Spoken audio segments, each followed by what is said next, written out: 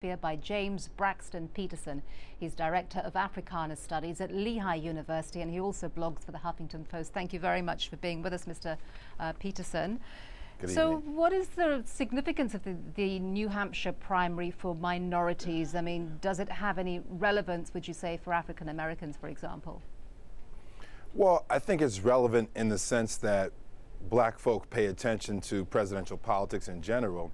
But in terms of the issues, and because New Hampshire is such a homogenous state, and because the Republican Party is also predominantly white, you will find that African Americans are not as vested or invested in this particular part of the process as they might be down the line once we get to the presidential election.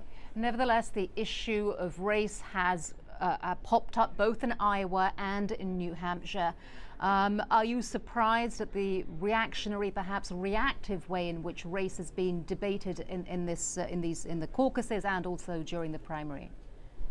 I'm not surprised, but I am disappointed. I mean, if you put this into the context of Michelle Bachmann's comments about slavery, of Herman Cain's comments about we're living in a society that is not racist, if you put it in the N-word head, that ranch that Rick Perry has, and then you get the food stamp comments from Newt Gingrich, the black comments or the blah comments by Santorum, the newsletters by Ron Paul, and he's trying to disassociate himself from those. Within that context, it does seem to me that race or the discussion of race is really problematic in Republican politics. But why do you think that it's coming up like this? Is it because these states, I mean, Iowa and New Hampshire is overwhelmingly white, so you could say, you know, the politicians are being cynical and they're trying to kind of, you know, play to a certain electorate, whether it's Sure. rural or whether it's born-again Christian and evangelical.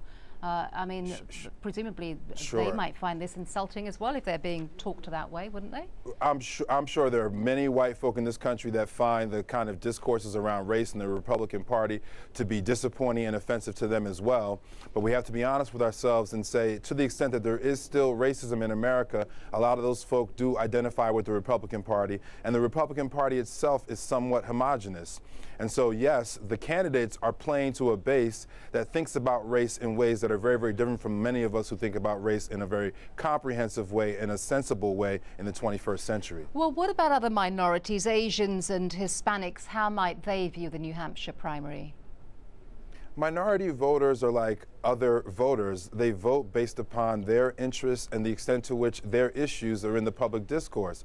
So unfortunately, if you want to take any minority group, and we can run through a few here, if you take Latino Americans, and you have to remember that's a large group that includes Puerto Rican Americans, Chicano Americans, Cuban Americans, but we don't see very much discussion at all about progressive ways of thinking about reforming immigration laws. We see all this tough talk on immigration, but we don't see their issues represented. If you think about Arab Americans or Middle Eastern Americans, we don't see anyone talking about racial profiling or the ways in which Islam is demonized in the American public sphere. If you look at Asian Americans, we see a lot of talk about China, but we don't see folk talking cohesively about the ways in which our relationship with China in the future has to be much more progressive and much more interactive. And so the issues of people of color are not on the table, and so therefore you might not see as much interest from those communities in this particular part of the process. All right, James Braxton Peterson, thank you very much for talking with us and sharing your perspective. Thank you for having me.